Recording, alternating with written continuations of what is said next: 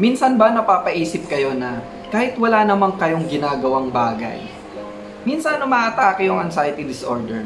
Bigla kayong nababalisa, nag-aalala, natatakot, sabayan pa ng mga iba't ibang uri ng sintomas na nararamdaman ninyo. So sa video natin for today, meron akong interesting topic na gustong i-share sa inyo para magkaroon kayo ng idea, panibagong aha moment kung bakit bigla na lang lumalabas yung anxiety kahit na nag-iisip lang tayo. So by the way, my name is Sherwin and I just want to share some knowledge and ideas on how to manage anxiety and panic attack. So ngayong araw, gusto kong i-share sa inyo yung tinatawag nating levels of consciousness. So yung levels of consciousness, meron itong tatlong level. Ito yung tinatawag nating conscious mind, subconscious mind, and unconscious mind. So simulan natin doon sa conscious mind. Yung conscious mind, ito yung mga thoughts or ideas at present moment situation. Pwede itong positive or negative. Halimbawa, nagda-drive ka, may i-deliver ka sa gantong lugar pero wala kang idea, kaya gumagamit ka nung mga apps para hindi ka maligaw. Halimbawa, Google Maps, no? So, halimbawa, nasa daan ka, maandar na yung motor mo, nakikita mo, left turn, okay? So, kung ano iniisip mo, kakaliwa na pala ako dito, konting diretso pa, ilang kilometers na lang, malapit na ako sa bahay. Sabi nung kausap ko, yung bahay daw nila is nasa harap ng sasakyan na kulay pula. So, yung mga thoughts na pumapasok sa isip natin at present moment na kadalasan hindi natin napapansin. Itong mga thoughts na to, sa conscious mind, pwede rin mag-trigger to tuwing nai-stimulate yung 5 senses natin. So, halimbawa, sense of smell. Naamoy mo, pabango ng katrabaho mo. Siguro yung pabango mo, apisyonado. Halimbawa, ano pa ba? Sense of touch. Medyo mainit ka, siguro may lagnat ka. Okay? So, yun yung mga thoughts or ideas na pumapasok sa isip mo. And yung conscious mind na yun, ayun yung first level. So, yung next, ito yung subconscious mind. Yung subconscious mind naman, ito yung mga thoughts, ideas, memories at the back of our mind. So, yung mga ideas na yun, it's either positive or negative rin. Okay? So, halimbawa, childhood memories mo, nung ganitong edad mo, palagi kang sinasama ng tatay mo dito sa lugar na to. So, yung mga thoughts lang to, na biglaan na lang pumapasok sa ating isipan. Minsan nare-recall natin sa mga situation na kalintulad noong alaala mo. Okay? So, dito sa subconscious mind, dito nai-store yung mga thoughts or ideas natin kung bakit nati-trigger yung anxiety natin. Yung mga past traumatic events, life and death situation, bumangga yung sasakyan nyo, tapos ikaw talagang grabe yun napamunod doon sa disgrasya na yun. So minsan yung thoughts na yun na ganitong araw na to, ganitong date na to, habang nagmamaneo kami dito sa lugar na to, bigla kaming binangga ng truck. Kaya ako na-aksidente noon, na-admit ako sa ospital. Yung mga negative thoughts na yun, nare-recall mo yun tuwing dumadaan ka doon sa lugar na yun. Kaya na-anxious ka. So, halimbawa, ako na lang siguro, masasabi ko kaya nagtitrigger yung anxiety ko. Kasi, yung root cause kasi sa akin is yung heart ko, di ba? So, every time na may mga nararamdaman ako dati, around my chest area, nahirapan ako huminga, feeling ko atakin ako sa puso. Kasi, hindi naman siya traumatic event. Pero since nasa medical field kasi ako, may mga na-encounter na ako ng mga patient na inaatake sa puso. Okay? So, yung memories ko na yun, naiisip ko dati, kasi nakikita ko yung suffering nila, okay? Nakikita ko kung ano yung situation nila, naaalala ko, nare-recall ko kung ano yung tsura nila, kung ano yung mga iniinda nila, kung ano yung mga nararamdaman nila.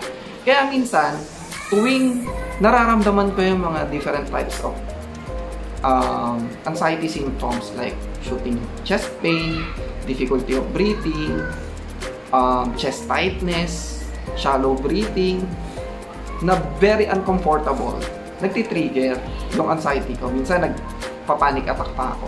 Okay? Pero dati pa yun nang wala pa akong idea about nito. So doon ay i-store yun, yung mga past traumatic events natin. Yung mga thoughts na yun, minsan lumalabas yan at nagpapa-anxious sa atin ng sobra-sobra tuwing nare-recall natin at naihahalin tulad natin sa ating nararamdaman. Okay? So halimbawa, naramdaman mo yung mga ganong pakiramdam. Tapos naalala mo yung mga ganong memories mo, past memories mo. Very traumatic, di ba? So nagdudulot ng fear sa atin yun. And yung fear na yon, kapag paulit-ulit mong nare-recall yun, minsan natatrap tayo sa cycle ng anxiety. Okay? So ayun yung subconscious mind. Yung example ko about sa akin kanina, more likely, ito yung na-experience ng may mga health anxiety disorder. Okay? So yung separation anxiety, very traumatic rin yan. Bawa, namatay yung family mo, family member, okay? So, minsan nare-recall natin yan. So in short, yung subconscious mind na yan, ito yung pinaka-big, may big role to sa mga taong may disorder. Kasi dito na i-store yan. Parang malaking ano yan, memory card, no? Na lahat ng mga thoughts mo, mga memories, past memories, doon siya nakasave. And may instances na tuwing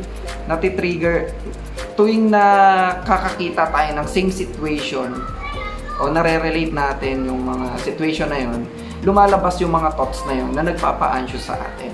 So, yung pangatlo, ito yung tinatawag natin na unconscious mind. Sa unconscious mind, ito yung pinakamalalim na. So, yung unconscious mind, dito na i-store yung mga deepest desires natin. Yung mga halimbawa, sexual fantasies, no? So, yung mga thoughts and ideas na to, hindi na to basta-basta lumalabas. And hindi na natin ito basta-basta kayang i-share sa ibang tao. Okay? So, best example siguro, para mas maintindihan nyo yung unconscious mind, minsan ba napapaisip kayo kung bakit may mga serial killers, no?